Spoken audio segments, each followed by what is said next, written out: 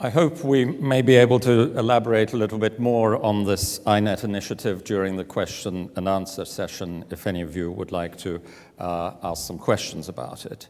But I wanted to reflect in the 7 or 8 minutes that I've been given on George's broader ideas. Listening to George today, I was reminded of when we first met. It was in 1983, during the first of the bubbles he mentioned, the Third World Debt Crisis, and was actually at the annual meeting of the World Bank and IMF. I was then a young journalist working for the Financial Times, and I just ran into him by accident. We were talking about what it was that the IMF was doing wrong in Mexico and Brazil at that time. But for me, his ideas were really a revelation, perhaps because I was so young at the time. And we became friends, and I followed the development of George's ideas closely enough to feel that I really understood them, so that when he published what I still think was his most important book, The Alchemy of Finance, I felt like an initiate into a secret religious sect. Not because I worship George or indeed his ideas, far from it, but because I was told at that time by almost everybody I met that George's philosophy was totally incomprehensible. The reason people bought that first book was because they thought they would pick up some investment tips. Yet I felt, to me, these concepts that he first described fully in that book, and that he mentioned today, of reflexivity, fallibility, and human uncertainty, and particularly the relationship between those 3 concepts, to me, those concepts seemed absolutely clear and revelatory. Others, as I said, differed and only bought the books for investment tips. But even though George was told initially that his ideas were incomprehensible, he continued to explain them with the combination of persistence, self-confidence, and self-criticism, which has made him so successful also as an investor. And the interesting thing now is that when he talks about reflexivity, as I think he probably did most articulately in this lecture, now everybody in the markets claims to understand reflexivity perfectly. In fact, if they couldn't understand it, they would not be able to continue in their jobs in the markets.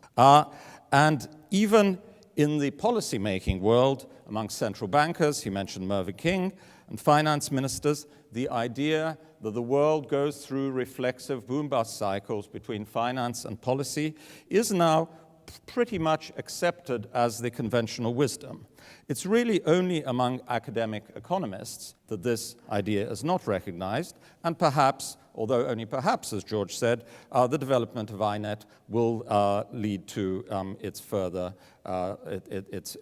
development. But as reflexivity has now become such common ground among economists and policymakers all over the world, I want to put on, if you like, my challenging hat, and actually disagree and challenge some of the ideas that George put forward today briefly. The boom-bust sequences, as George said in his lecture, can be interrupted by government intervention or other exogenous forces. And the question I want to raise is whether it's possible that the world does in fact tend to equilibrium, despite what we've just heard, provided the periods are long enough, and not solely through the operation of markets, but through the operation of markets interacting with government. If we take the role of government into account, is it possible that the world does actually tend to equilibrium, albeit going through fairly large cycles? In a way, this actually relates to a theory that George first discussed during that Third World Debt Crisis, which he called the brink theory. The idea that events push crises to the brink of complete chaos, but not quite over the brink. And this is, of course, a concept that's also been developed in the mathematical theory of complexity and chaos, where the world is always, or complex systems are always said to be operating just on the edge of chaos. Maybe the super bubble of finance and regulation he's discussed, and indeed the even bigger super bubble of market fundamentalism and, if you like, Keynesian social democratic politics, is not, after all, a bubble, but in a sense, a process of evolution. And maybe there is an equilibrating mechanism, what George called the brink theory, and what might be called the mechanisms of politics and democracy. In other words, maybe there is an equilibrating mechanism within politics which prevents these boom-bust cycles in market fundamentalism in economics going too far. George described how all bubbles are created by a trend and a misconception. And it's absolutely clear that the misconception, not of just the last 2 or 3 years, but really of the last 20 years, was, as he said, that markets could totally replace politics in ordering human society. But maybe that misconception is now going to be corrected, leading to the emergence, if you like, of a new form of capitalism. And I think the key to this new form of capitalism, if it emerges, will in fact go back to George's 3 concepts of reflexivity, fallibility, and human uncertainty. In my view, we are perhaps moving into a 4th phase of capitalism. If you like, the first phase, 19th century capitalism, was when politics and economics were believed to be totally distinct, and both were believed to be evolving in a generally constructive direction by the conventional wisdom, or were believed to be both doomed to failure if you're a Marxist. Both economics and politics were believed to be either constructive or doomed to failure. In the 1930s, that perception changed, and from 1930s to the 70s, we went through a phase when there was a widespread belief that markets were always prone to failure and social injustice, but governments were always knowledgeable and just. In other words, the market was always wrong, the government was always right. In the 70s, there was another evolution. And from 1979, with the election of Margaret Thatcher, in 1980 onwards, we went through a 3rd stage in which the prevailing belief, if you like, the prevailing misconception was that markets were always efficient and rational, while governments were always wrong. Now it seems to me, as a result of last year's crisis, we could be moving into a 4th stage where it is recognized that both markets and governments are fallible. Not always fallible, but frequently fallible. Now, the last point I'd like to make is a more positive one, which is that the recognition of fallibility sounds paralyzing, but actually it can be empowering. Fallibility and the recognition, the explicit recognition of human uncertainty, as George describes, creates space for change, innovation, creativity, imagination, and leadership. And it forces empiricism, self-analysis, and internal self-correction. And in my view, nobody has symbolized such creative tension between fallibility and confident self-knowledge, both in his business and his philosophical ideas, as George Soros. Thank you very much. If I may briefly respond before while people at MIT prepare their questions. You may be right. And certainly, if we take that step forward and recognize that both markets and governments are fallible, liable to make mistakes, and therefore willing to correct their mistakes, we are more likely to actually develop a system which does not end in a financial crisis. However, if we make that assumption that we have reached such a system, surely there are the seeds of the next financial crisis.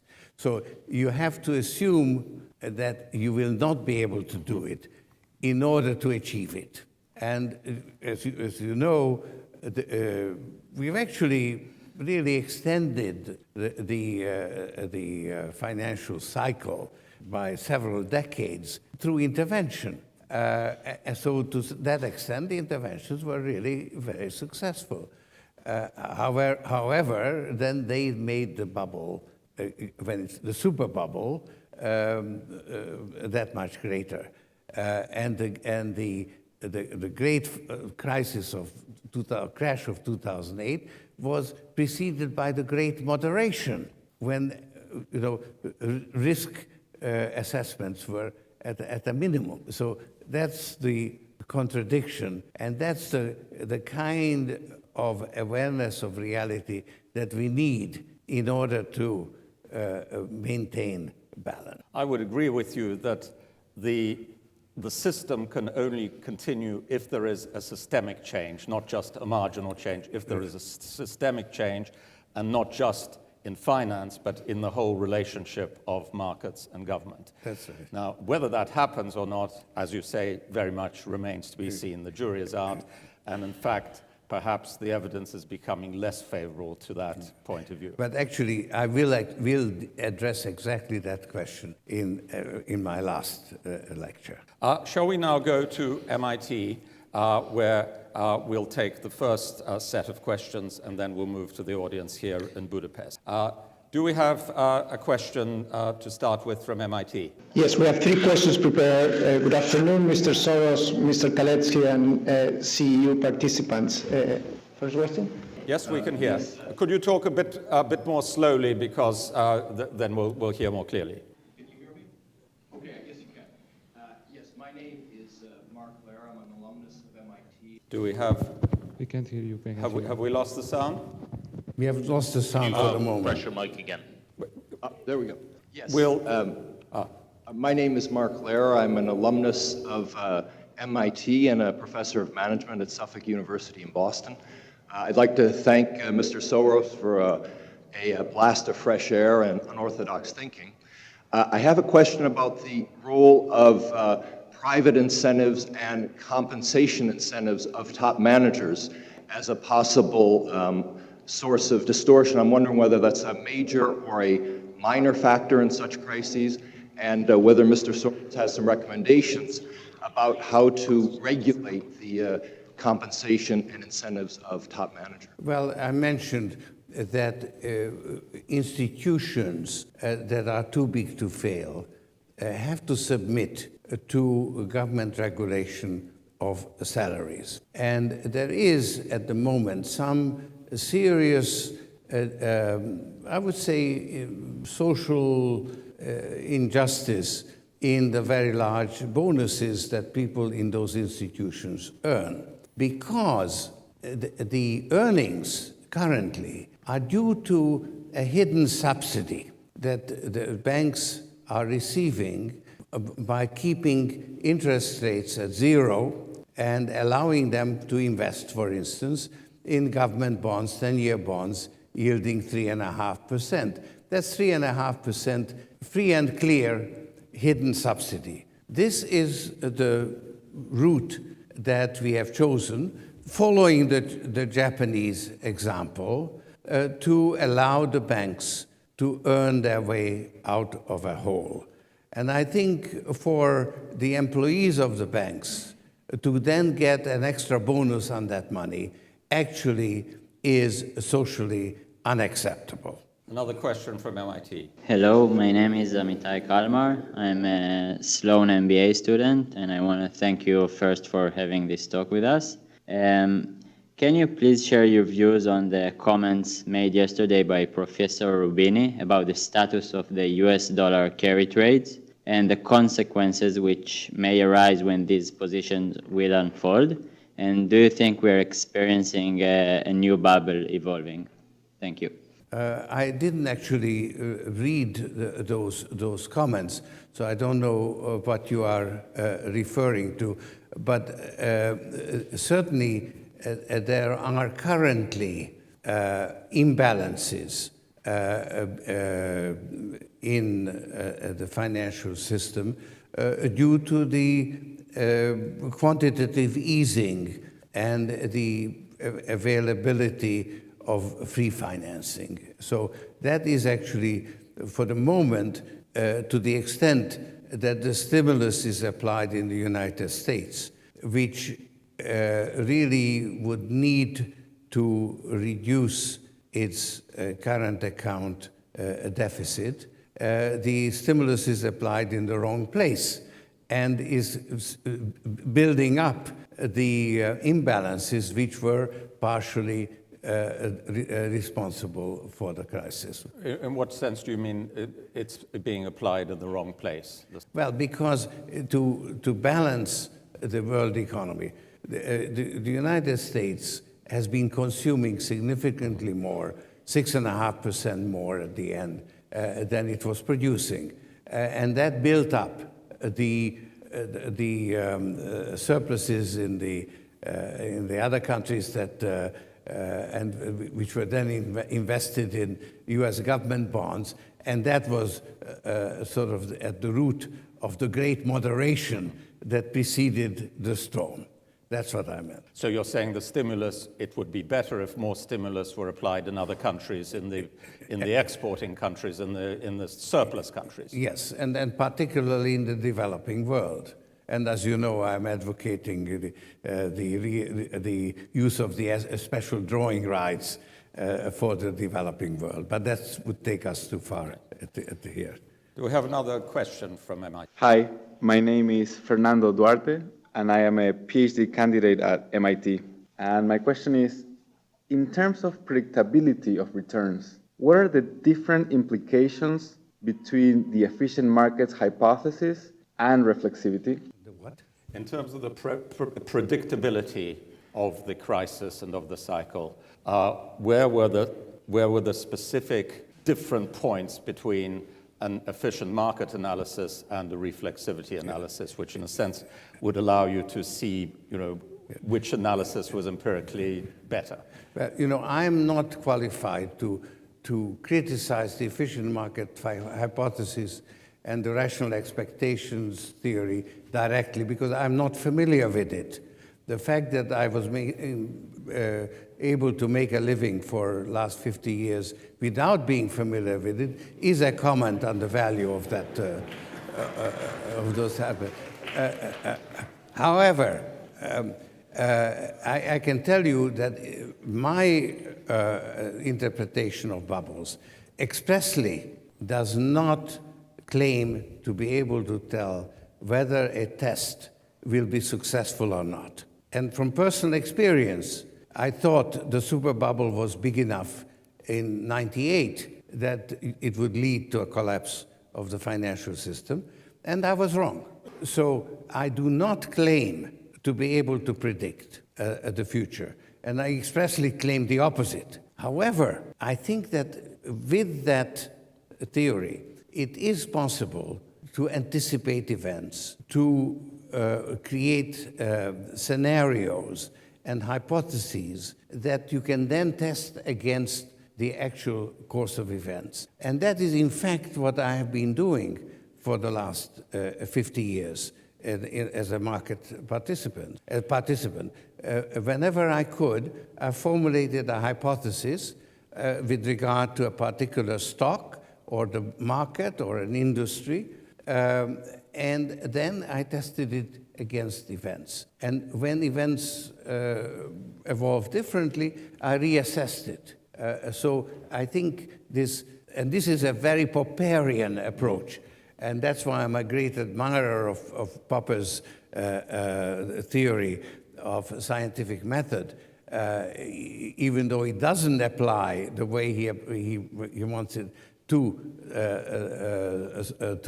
social phenomena, because of this reliance on conjectures and refutation. And it's been a very, very rewarding process as far as I'm concerned. Well, let me press you a little bit further on that to give a specific example. If we look at this latest crisis, and I think this was really the question that was being asked, if we look at this latest crisis, could you describe for us at what point you began to develop, if you like, these a hypothesis suggesting to you that we may be moving into a climax of a major bubble, or perhaps even the super bubble?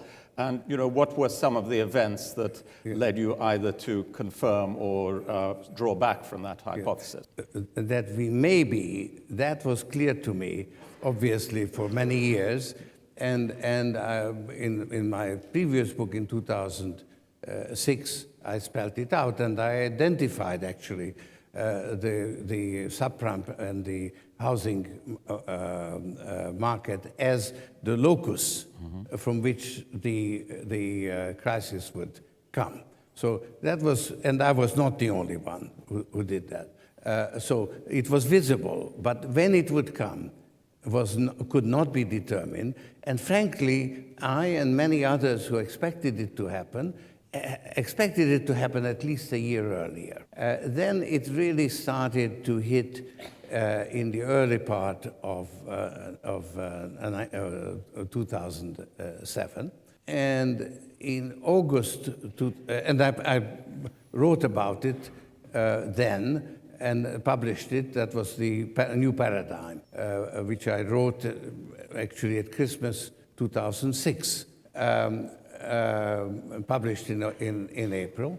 And then in August, I saw that the crisis has really arrived. And I came out of retirement and took over the management of my fund in order to protect my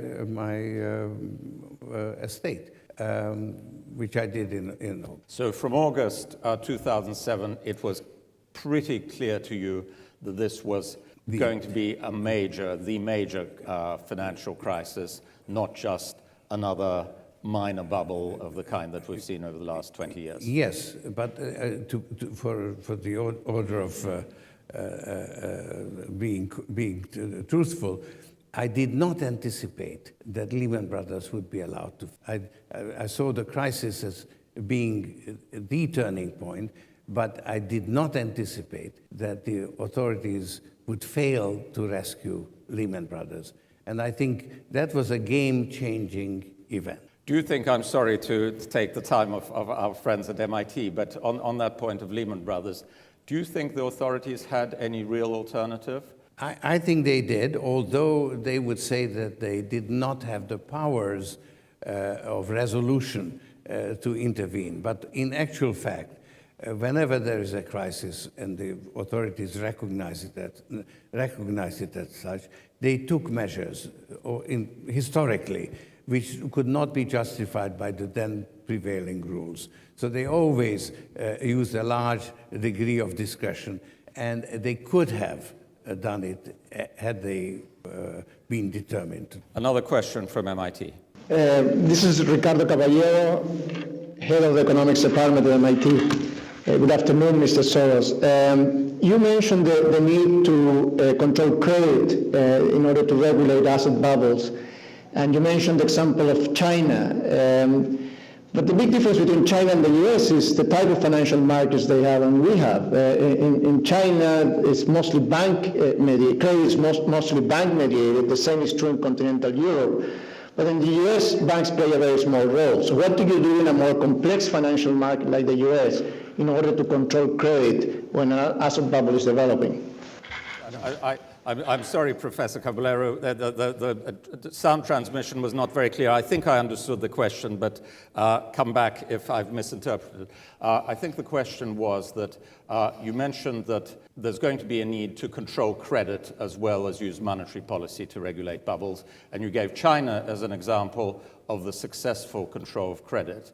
I think the question was that in China it's possible to control credit because they have a dominant banking system and almost no credit markets, and indeed the banking system is largely state-controlled. If you have a system like the US, which is largely a credit market securitized system, is there any feasible way of actually exercising control over credit? Yeah. I think that was the question. Yes, I think there is, and in fact, that control was being exercised.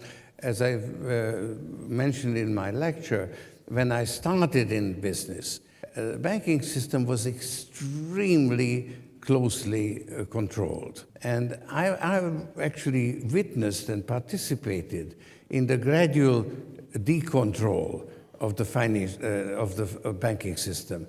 In 1972, I wrote a paper entitled "The Case for Growth Banks," because I said that an industry that was totally dormant and the people working in it were not motivated by profit motive, but were more like government employees.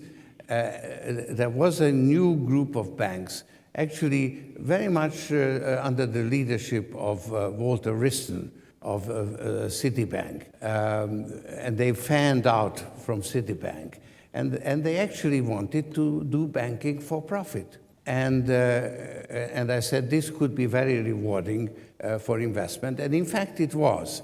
And then in '73 came the oil crisis and the large surpluses that the oil-producing countries received, which were then rechanneled through the commercial banks. And that's when the London market, the euro-dollar market, suddenly came to life. And gradually, the very strict controls on state banking were overcome by setting up a London subsidiary that was exempt. And that then eventually led to the financial crisis of '82 and so on. So it is a historic process, and I actually have lived through the entire history. But is it possible, now that the genie has been let out of the bottle, now that you have a credit market system as opposed to, or a capital market system of credit rather than a banking system of credit in the US, can you control credit when it's supplied by the capital? Well, obviously you can't control it as if it were within the banking system. And actually what happened was in 1982, as you recall, because that's when we first started discussing these issues, the banks were forced by the central banks to roll over the credits in order to prevent a collapse. And they didn't like it. And that's actually when they started securitizing their loans so that they couldn't be caught by the central banks in case of need. And then in '97, most of the sovereign bonds had been securitized. And therefore, actually, except in the case of Korea, South Korea, the banks could not be forced to roll over the loans. And that's why the brunt of the burden was carried by the countries concerned. So it is more difficult if you don't have it in the banking system. But I think that the measures that I proposed, and I think they need to be further elaborated and refined, could actually give you that kind of the control that you need. Should we have one more question from MIT and then we'll go to the floor here? Why don't we maybe Or take shall we? some All right, yeah. hang around? Unless there's somebody dying at MIT, we'll have some questions. I think there's someone about to ask a question. All right. Okay, yeah, last question. Good afternoon, Mr. Soros. I have a question. I'm a second-year student at MIT Sloan, and I want to carry on a point about China. Good afternoon, Mr. Soros. I'm a second-year Sloan student. To carry on with the point of China, it is able to control capital inflows due to its dominant economic position in the world. How about a middle developing country? How does it do likewise? One example I think of is Malaysia, which closed up its capital inflow borders after the 1998 crisis. How does a developing country like that withstand international capital inflows? I think the question is, again, apologies, but it didn't come through very clearly, but I think the question was about capital controls and the disruptive inflows and outflows of capital. China has capital controls even despite the fact that it's an overwhelmingly powerful economy. I think the question was, how can other developing countries, other emerging economies, which are smaller and potentially more vulnerable, how should they cope with the problem or the threat of disruptive capital flows? Yeah. Well, it is much easier to control capital flows when they are coming in than it is when they're going out. And you can see that Brazil just imposed a 2% tax on all new financial capital coming into Brazil in order to slow down the inflow.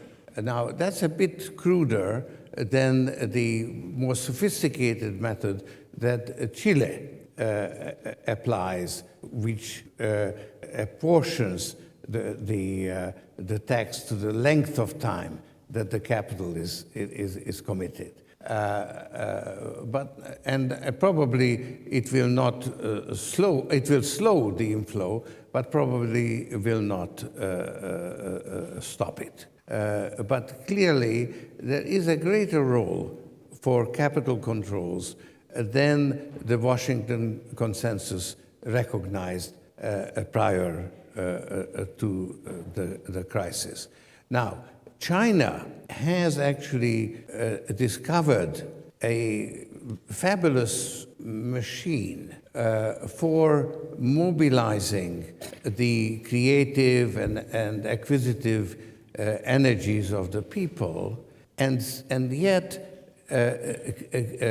creaming off a significant portion of their productivity for the benefit of the state by tying the renminbi to the dollar and effectively ensuring that the renminbi is undervalued, so that China has built up the amount of money that has been creamed off without people feeling any pain can be measured. It's $2.3 trillion and still growing.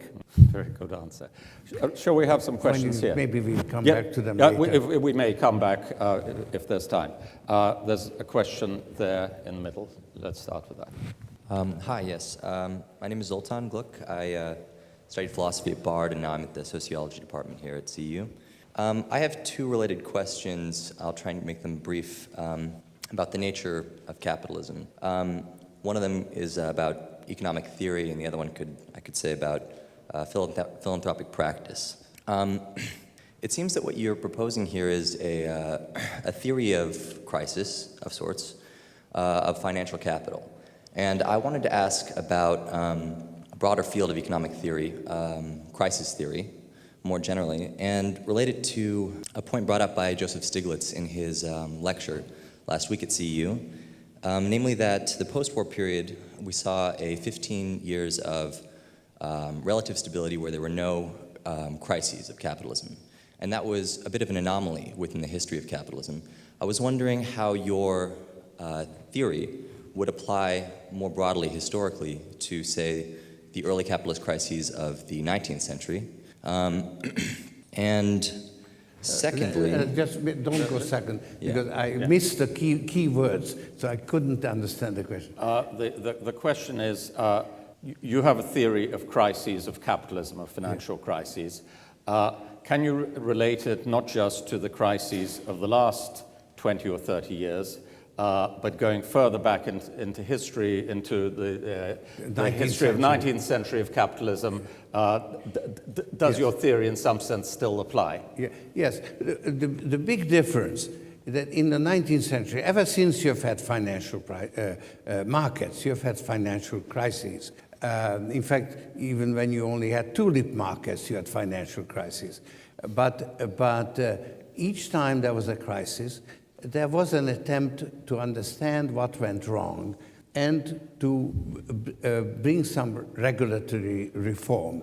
And as I read the history of the 19th century, there were all kinds of commissions in England examining after each financial crisis what went wrong. And a step further was taken to build up central banking. And in the 20th century, after 1929, you started with the regulation of stock markets.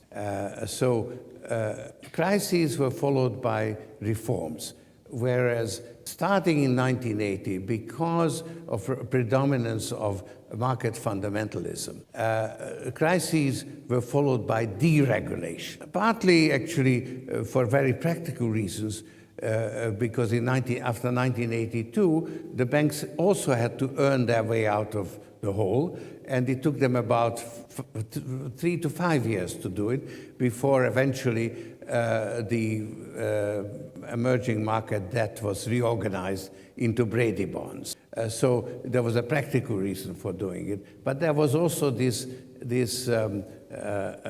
let's say, ideological reason, and don't forget that Glass-Steagall was abolished only a few years ago, and short selling on the stock exchange was abolished only just in time for bearing it. Yes, there was a question. I had the second question. Oh, do you want to? All right, Is that all right? briefly, the It's second be question. Very, very brief. Yeah. It's related, and perhaps could be related also to this new economic institute you're talking about.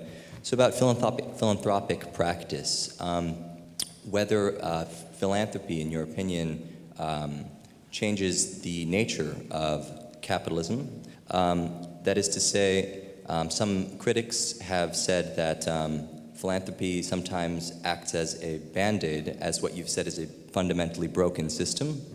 And I was wondering what you see the role of philanthropy as, whether or not it can affect a deep structural change within capitalism, or whether you see it as some type of a transition to a different type of systemic solution to some of the problems we've been experiencing. Yes, I do think, and I will deal with that issue, particularly in the last lecture, where I deal with the international aspects, because the system was supposed to be a sort of a level playing field, but in fact the playing field was not level, and the center, particularly the United States, was more equal than others.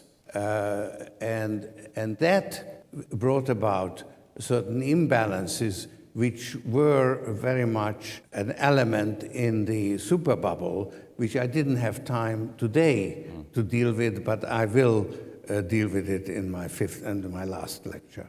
A question there, and then one there, and then one. No, we'll have this one, and then. My name is Peter Mihai. I am from the economics department of the CEU. And in light of your last words, my question is a little bit premature because you promised what to speak later on. But I saw an interesting contrast between your lecture and the subjects and the questions of the discussion after that. People were asking you about China and Malaysia and other things, so the international aspect. Can we formulate the problem in this language? Because what you presented was basically a crisis recurring according to the rules of the international financial markets, according to the rule of the American markets. But maybe actually, and in the last event, it is certainly the case that the bubble was created by real differences on the globe. The difference where China is relative to the United States, the difference where India is relative to the United States. So it's not a rule problem, it's a complexity of the world, it's globalization where countries having really different situations play the game on the international context, and because of the communication, these things go very, very fast. Don't you think that these are probably as important element of the story, the real differences? And just a quick reference to the consequences. I think it was 2 days ago where Krugman in the New York Times was talking about the Chinese currency problem, very much in the context as you do. And then he said China was stealing jobs from elsewhere. Now this is real thing, this is not speculation. And we cannot blame, I think, from here or from anywhere else that the Chinese government is pursuing such a policy. It's not speculation, it's not stupidity, it's their interest. Yes, there is obviously an international aspect to it. But let's face it, this particular crisis in 2007, 2008, it originated at the center, you see. And therefore, for this particular phase of the crisis, that issue is not central. That's why I didn't deal with it today. I will deal with it at the fifth lecture. But it is very definitely, and I think that the international system has to be rebuilt I don't want to go into my fifth lecture now, so bear with me until then. Now, there's a question over there. Now, there's a forest of hands going up. Lots of people want to ask questions, so can we keep the questions very short, question, please? and I would like to ask, don't you think that regulators will be forced to ease regulations at times of growth, and this is just a part of a natural cycle that regulations happen after such a crisis, and then as markets grow, regulators are forced by political pressure to ease market regulations that contribute later to another bubble? The question is that once the crisis subsides, actually regulators will be forced to ease regulation by political pressures. So even if there is a slight increase in regulation in the immediate response to the crisis, an easing in the long run is likely. Well, there already is a desire to forget about regulations because the institutions that survived, actually their market position has been greatly strengthened, and therefore they'll certainly try to protect it with all they have got, and they've got plenty. So you will have a serious issue, and I just hope that we will not forget about the reforms that are needed, because I think that the system has been very seriously weakened, and if you put Humpty Dumpty together again, it will not last. Question over there, and maybe another one. Thank you. Good afternoon, Mr. Soros. Barnabas at Thomson Reuters. I was also a PhD candidate myself. Sorry, can you slow down? It's hard to understand. So Thomson Reuters and PhD candidate Barnabas Edge. My question would relate mainly to the last question of MIT, emerging markets and bubbles. Are you not concerned that actually a new bubble is formulating in the emerging markets, let's say with the words of yours, fueled by the positive feedbacks of the increasing commodity prices, the belief that these countries has a greater potential and the carry trade operations? Yeah. Thank you. The question was about emerging markets. Don't you think that a new bubble is coming along in emerging markets, fueled by misconceptions like commodity prices will go up forever, these countries have far better prospects, the rise of China and so on? I don't think that everything is a bubble, and I do think that this financial crisis, which originated at the center, has hurt the center much more than the periphery, and I do expect the emerging markets to do significantly better than the United States economy. There was a question there. Good afternoon, Peter Grunberg. Do you think there's scope for applying some aspects of Sharia law or ethical banking, particularly with reference to provision of credit and debt finance? No, Sharia law. Sharia banking. Well, Yes. Islamic banking. Yes. I don't know much about it. I'm sorry. Or ethical banking? Is there an ethical dimension to banking that could be somehow brought back? Would that be a way of controlling the banks by telling them to be more virtuous? No, look, I'm a great promoter of ethical values, but I don't see the application in this context. And the impression that I have, but I really don't take this as a well-considered opinion, that the Islamic banking kind of reconciles the Islamic rules with banking through subterfuge, using some other techniques to find a compromise. There's a couple of questions here in the middle and then one there. Thank you. I'm Laszlo Balassi from Citibank and AmCham, so I'm one of those hated bankers. I just wanted to ask, why is it, in your opinion, Dr. Soros, that so little analysis is being done about the culpability of interventions like the Fannie Mae and Freddie Mac to enable some of these things to proceed? This is probably the only time when the people who didn't pay back the money are the good guys, and the ones that didn't get it back are the bad guys. And I might be biased, obviously, in that. The question is, and the gentleman works for Citibank, so let's take that into account. The question is, why has so little analysis been done of the culpability of government intervention in creating this crisis, and the main example being Fannie Mae and Freddie Mac? You know, they were supported by the government, they encouraged lending to subprime borrowers and so on. And this is the first crisis in which the people who didn't pay back the debt don't seem to bear any moral responsibility. Well, actually, I certainly am on record blaming the regulators for failing to regulate. I mean, that was perhaps the major failure. That doesn't exempt the banks, but it certainly,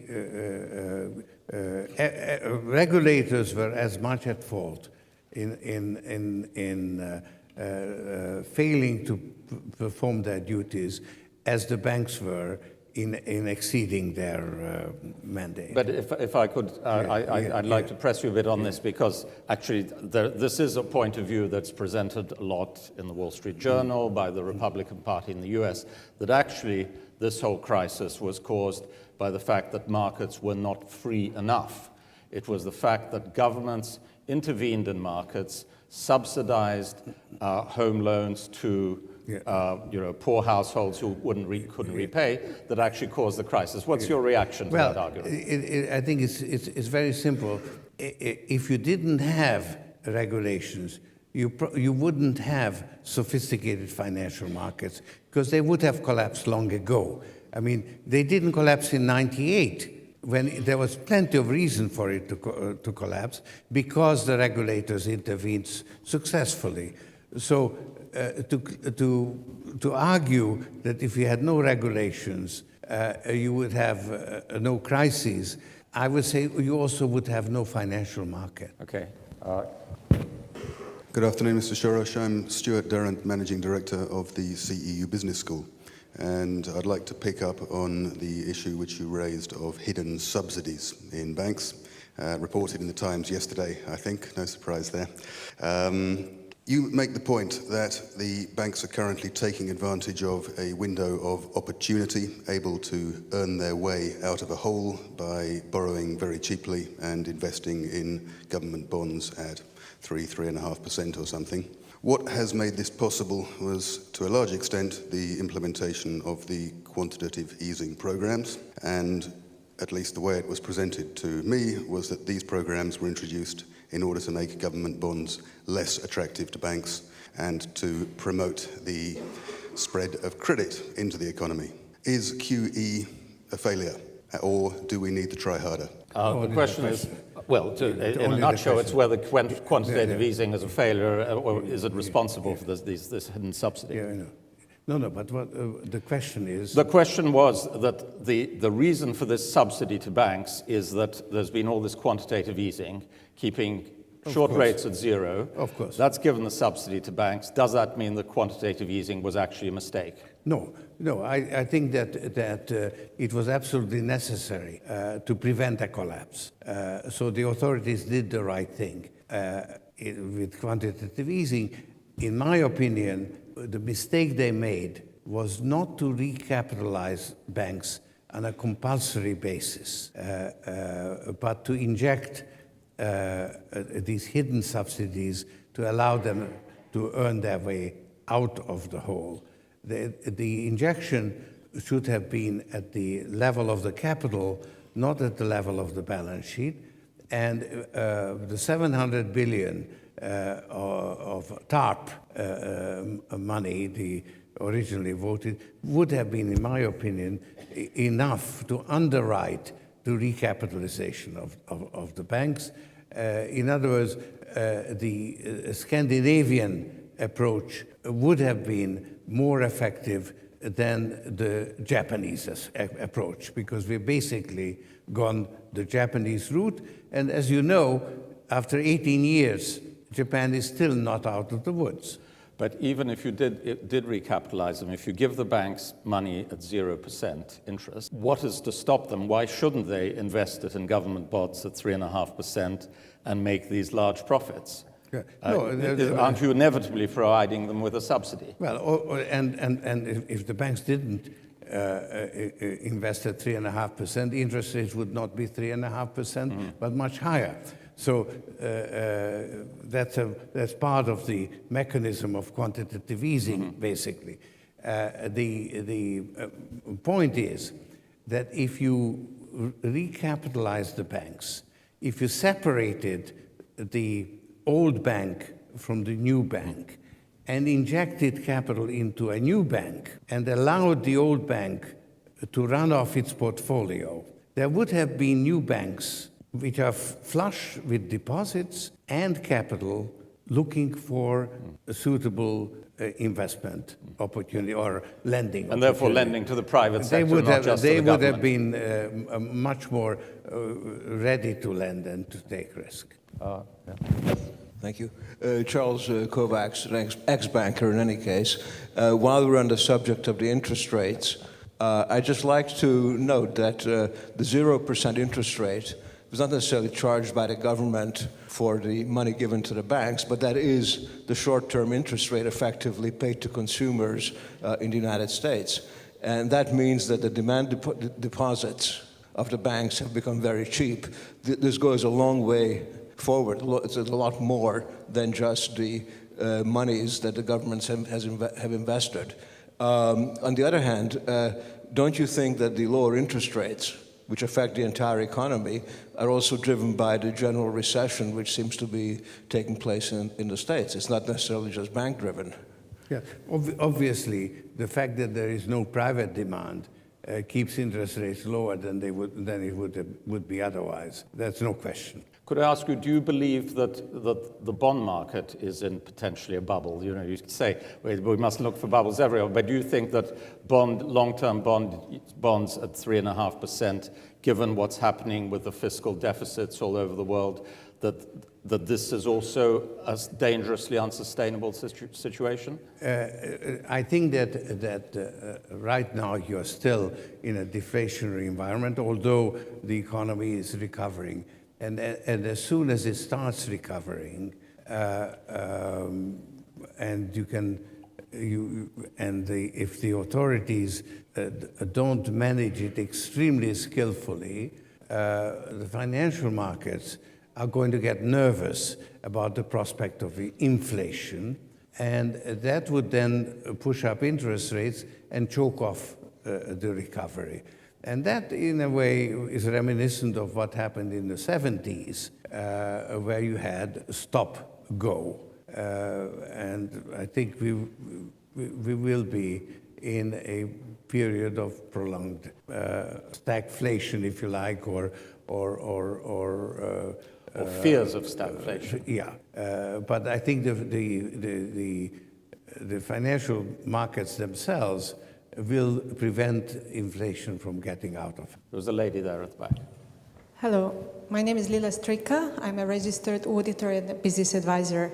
My question is about a book that was published in early 2009 by Harry Dent. This is an economist who was successful in predicting the major bubbles and crises that you were talking about.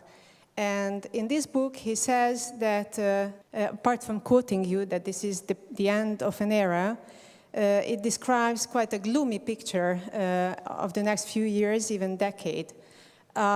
He says that the next Great Depression will be from 2008 to lasting to 2023, with the worst part starting late 2009. Making the Dow Jones falling to 3,800 points, which will not recover until 2017. So would you like to reflect on this? Thank you. Yes, I don't know who it is, I haven't heard the name, but I can disagree with it because, on principle, because I don't think that the future is predictable the way he's predicting it. I mean, my whole theory is that financial markets evolve in a historic process, and history is essentially unpredictable because it will depend on decisions that have not yet been taken. So how can they be predicted? Yes, the lady over there. My name is Christina Bitti and I teach finance at CEU Business School. Mr. Soros, my question is, you mentioned the conglomerate mergers in the 1960s as a contributor to the bubble. My question is whether the merger wave that started in the 1980s with the strategic mergers of large companies has been contributing to the financial crisis on a longer term level by creating large players in the market for which lenders like to lend to. Thank you. You said that in the 1960s, the conglomerate boom, the merger mania, created a bubble. Yeah. Do you think a second round of merger mania from the 1980s onwards, which created bigger and bigger companies, which wanted to deal with bigger and bigger lenders, was also a contributor to this latest bubble?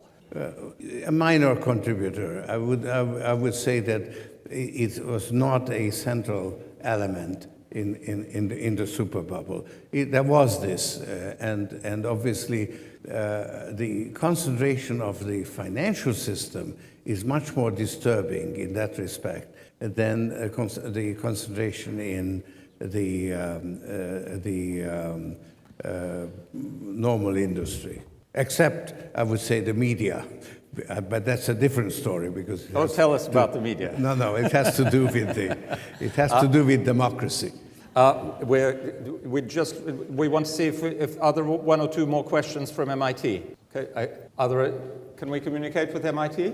Tell them we will come back to them. We'll come back. We've got about 5 minutes left, so maybe there's time for one or two questions from MIT after we've had another question from here. Yes, sir, in the middle there. Just a moment, the microphone. Ms. Wolfgang Olitzky, I'm not a financial expert, I'm just a doctor and a taxpayer. And my question is, has anything what we have heard today to do with the taxpayer? The bailout has definitely something to do with the taxpayer, and is there a danger that at some point the taxpayers don't want to support this virtual system on top of them? Yes, obviously the taxpayers are important players in this, and they are politically objecting to the higher taxes that are implicit in the run-up of the national debt. But you have to bear in mind that there would be an alternative cost if you did not stimulate the economy, because and you really have to look at the national debt as a percentage of the gross national product. So if the gross national product falls, you can be in a debt trap that would be much worse than the stimulus. So it's a question of the lesser evil that you have to consider. Right. Do we have a question from MIT? No. I think we can't get through to that. One more question then from the floor here. Jay Fogelman from the CEU Business School faculty. Mr. Soros, to pursue an earlier question, you indicated, yes, that the financial system and the crisis that we're experiencing certainly has an international dimension that's related to globalization. But I'm wondering more specifically whether changes in information technology and communications technology, the internet, but much more than that, has erased geographic and cultural barriers and changed the speed of communication and has provided a glut of information, much of it highly fallible. Has this changed the function of markets just in quantitatively, or is it a difference in kind? No, it certainly is also an element that has to be taken into account. It's not an essential ingredient for, say, explaining what is going on, but it is a contributing factor. And the element of time is extremely important, particularly at times of crisis, where you just simply don't have the time to gather all the information that would be available if you had the time to collect it. And that applies to market participants, and I can talk from personal experience and also, of course, to the regulators.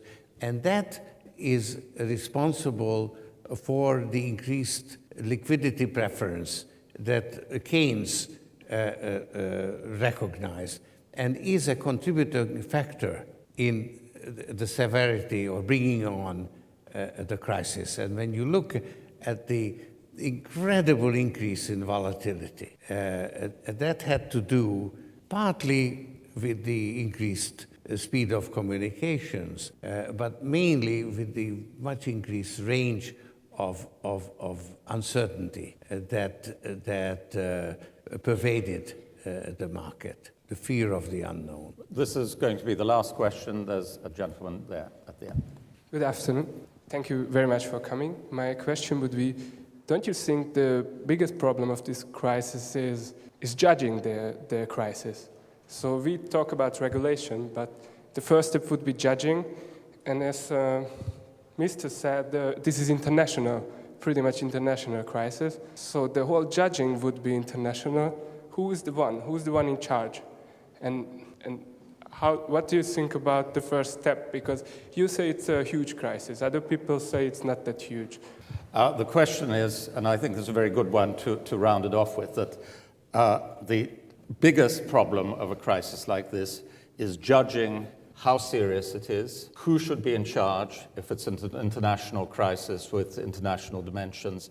Is there an authority there who is in charge?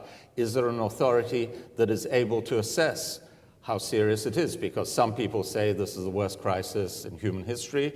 Others say, well, it's already over. So how can you be confident that there is a regulator out there who can deal, or a set of regulators out there who can deal with crises of this kind? Actually, you don't have a regulator out there, and that is the challenge that confronts us. Because financial markets have been globalized, but globalization was based on a false principle that markets don't need to be regulated. Therefore, globalization and deregulation went together. And you can deregulate in a way that forces the recalcitrant countries to join the deregulation, because deregulation puts capital in a position that it can move around freely and it can escape taxation and regulation. And therefore it will go where it is deregulated. And since capital is indispensable for the economy, countries had to compete in deregulating. But when it comes to regulating, it doesn't work the same way, because the regulation which is in existence is all based on the principle of sovereignty. And different nations have different interests. Therefore, they will regulate according to their interests. And that actually puts into place a very strong force for the disintegration of global market through national regulation. And since a multilateral system is more efficient than a bilateral system of regulation, the challenge is how to create something which currently doesn't exist. So it's not a question of restarting the economy. It's a question of building a regulatory structure that was not created when markets were globalized. Well, this is an exciting and it could go on much longer, but I do want to thank our very lively questioners and audience at MIT, and our equally lively audience and highly interactive audience here at Central European University. We will continue this journey tomorrow when Mr. Soros will outline his concept of open society, which is in many ways the heart of what Central European University is all about. I'm very grateful to Anatol Kaletsky for so expertly guiding today's discussion, and of course, and above all, to thank George Soros for continuing to stimulate us in this extraordinary series of CEU lectures. Thank you.